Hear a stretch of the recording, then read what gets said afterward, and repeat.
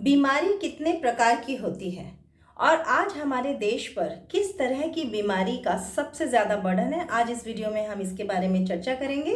तो नमस्ते, मैं हूँ डाइटिशियन शीतल। स्वागत करती हूँ आपका एक बार फिर से अपने चैनल पोषण में, पोषण दैट क्योर्स एंड हील्स। आज हम बात करने वाले हैं बीमारी के प्रकार की। तो बीमारी दो प्रकार की होती हैं। एक होती है कम्युनिकेबल डिजीज, जिसे हम संचारी रोग कहते हैं, और दूसरी होती है नॉन कम्युनिकेबल डिजीज, जिसे हम कहते हैं गैर संचारी रोग। अब ये जो संचारी रोग होता है ये फैलता है एक व्यक्ति से दूसरे व्यक्ति को, जिसे हम कहते हैं ट्रांसमिशन ऑफ अ डिजीज। तो जनरली जो संचारी रोग होते हैं कम्युनिकेबल डिजीजेस, ये आपके बैक्टीरिया, वायरसेस, एनवायरनमेंट में जो माइक्रो ऑर्गेनिजम्स हैं, पैथोजेंस हैं, जो डिजीज कॉजिंग जर्म्स जिन्हें हम पैथोजेंस कहते हैं, उनसे फैलते हैं। उन्हें हम कम्युनिकेबल डिजीजेस कहते हैं।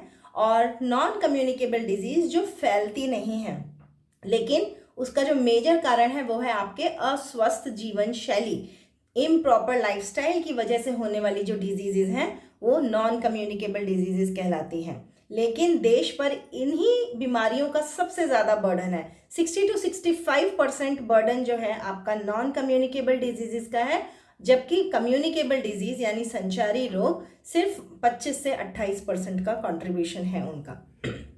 आज इस वीडियो में हम सिर्फ नॉन कम्युनिकेबल डिजीजेस और उसके कारण के बारे में जानेंगे कि कौन से ऐसे कारण हैं और कौन सा मेजर कारण है जिसकी वजह से ये नॉन कम्युनिकेबल डिजीजेस बढ़ती जा रही हैं। तो नॉन कम्युनिकेबल डिजीजेस के बारे में जब हम सुनते हैं तो दिमाग में कौन सी बीमारियां आती हैं, तो मैं अभी आपको उसकी लिस्ट बताऊंगी कौन कौन सी बीमारियां नॉन कम्युनिकेबल डिजीजेस में आती हैं। सबसे पहले आपकी हार्ट डिजीजेस, जिसको हम कार्डियोवैस्कुलर डिजीजेस सीवीडी कहते हैं, वो नॉन कम्युनिकेबल डिजीजेस हैं। Then CKD, chronic kidney disease, ये भी नॉन कम्युनिकेबल डिजीज है। सबसे ज़्यादा कॉमनली पाए जाने वाली डिजीज जिसे हम डायबिटीज़ कहते हैं, वो भी नॉन कम्युनिकेबल डिजीज में आती है। Then your cancer, neurological disorders, ये सब आपके नॉन कम्युनिकेबल डिजीजेज में आते हैं जो फैलते नहीं हैं एक व्यक्ति से दूसरे व्यक्ति को। लेकिन इनके बारे में इसलिए चर्चा होनी चाहिए कि जब हमें पता चल गया है कि नॉन कम्युनिकेबल डिजीज का बर्डन सबसे ज़्यादा है, तो हमें उस पर काम करने की ज़रूरत है, कलेक्टिवली काम करने की ज़रूरत है। इंडिविजुअल लेवल पर भी अगर हम अपना ध्यान देंगे तो एक जो ओवरऑल बर्डन है फैमिली पर, सोसाइटी पर और फिर नेशन पर, वो कम हो जाता है। तो जो नॉन कम्युनिकेबल डिजीजेज होती हैं, इनके वैसे कई कारण होते हैं। एनवायरमेंटल फैक्टर्स होते हैं, जैसे पोल्यूशन हो गया आपका, देन आपका टेम्परेचर हो गया, क्लाइमेट हो गया, इन चीज़ों का अफेक्ट बॉडी पड़ता है। देन सेकंड मेजर रीज़न इसका जेनेटिक्स भी है, आपका हेरिडिटरी। अगर फैमिली में किसी को है तो वो जेनरेशन्स में आ जाता है, तो जेनेटिक्स इसमें बहुत बड़ा रोल प्ले करता है। लेकिन जहाँ तक जितना भी अभी तक मैंने समझा, पढ़ा, उससे मैंने यही इन्फ्रेंस निकाला कि आज के वक्त में जो नॉन कम्युनिकेबल डिजीजेज इतनी बढ़ती जा रही हैं, उसका मेजरली जो कारण है वो है आपका metabolism, error in your metabolism, आपके मेटाबॉलिज्म में गड़बड़ी। अब हम इस मेटाबॉलिज्म को बहुत बार सुनते हैं कि ये मेटाबॉलिज्म होता क्या है एक्चुअली। तो आइए समझते हैं कि मेटाबॉलिज्म क्या है। मैं आपको एक छोटे से एग्जाम्पल से देके बताती हूँ कि इस मेटाबॉलिज्म में गड़बड़ होने की वजह से बीमारी कैसे होती है। तो मेटाबॉलिज्म जनरली जब भी हम इस शब्द को सुनते हैं तो इससे हमें क्या पता चलता है, ये आपके शरीर में होने वाली कुछ प्रक्रियाएं होती हैं, कुछ केमिकल प्रोसेसेस होते हैं। जब हम कुछ खाते हैं तो वो भोजन अंदर जाने के बाद टूटता है सिंपल सब्सटेंसेस में, ताकि ऊर्जा उत्पन्न कर सके और न्यूट्रिएंट्स बॉडी एब्जॉर्ब कर सके।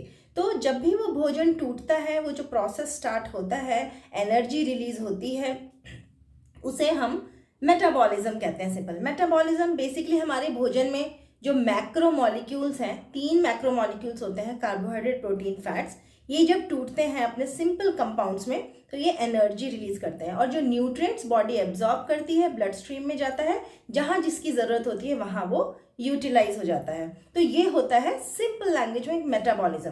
अगर इस मेटाबॉलिज्म में कहीं भी गड़बड़ी आ गई तो आपके शरीर में उथल पुथल होने लग जाती है, जो कि इमीडिएटली दिखता नहीं है, जिसका रिफ्लेक्शन, लेकिन ओवर पीरियड ऑफ टाइम, लंबे समय तक अगर ये गड़बड़ी चलती रही, उसको रिपेयर नहीं किया गया, ठीक नहीं किया गया, तो वो आगे चल के एक गंभीर समस्या या बीमारी का रूप ले लेती है। तो इसे कहते हैं मेटाबॉलिज्म।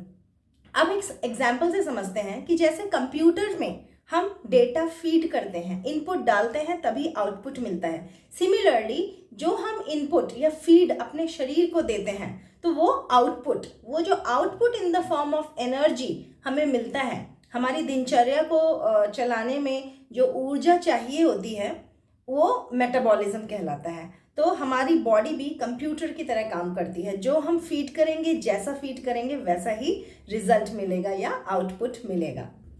अब आपके मेटाबॉलिज्म में गड़बड़ी होने के 2 मेजर कारण हैं।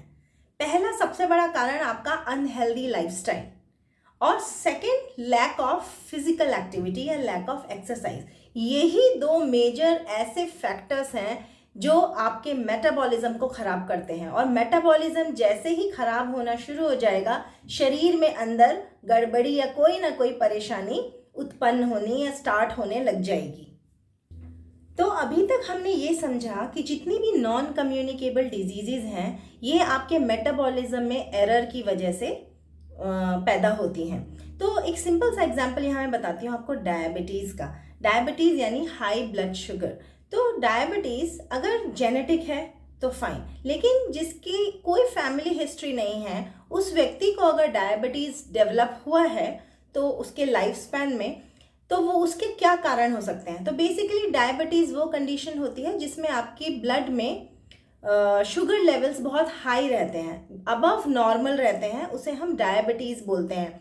तो उसमें जनरली डायबिटीज़ होने के 3 कारण होते हैं। या तो इंसुलिन प्रोड्यूस नहीं हो रहा, लैक ऑफ इंसुलिन, या फिर इंसुलिन इनसफिशिएंसी, प्रोड्यूस हो रहा है लेकिन कम मात्रा में प्रोड्यूस हो रहा है, या फिर थर्ड इंसुलिन रेजिस्टेंस, कि इंसुलिन तो पर्याप्त है शरीर में लेकिन उसका रेजिस्टेंस हो रहा है, जो हमारे सेल्स हैं बॉडी के वो इंसुलिन एक्सेप्ट नहीं कर रहे हैं। और जब तक इंसुलिन लेंगे नहीं, इंसुलिन ही एक ऐसा माध्यम है जिसके थ्रू हमारी बॉडी में ग्लूकोज, सेल्स में ग्लूकोज का अपटेक होता है। तो जितने ग्लूकोज की ज़रूरत है एनर्जी के लिए वो सेल्स ले लेंगे। अगर एक्सेस ग्लूकोज बच जाता है, वो आपके ब्लड में ही रहता है काफ़ी लंबे समय तक, तो वो आपके ब्लड का जो शुगर लेवल है वो काफ़ी बढ़ा देता है और उसकी रेंज नॉर्मल से काफ़ी ज़्यादा होती है, तो वो कंडीशन डायबिटीज़ कहलाती है।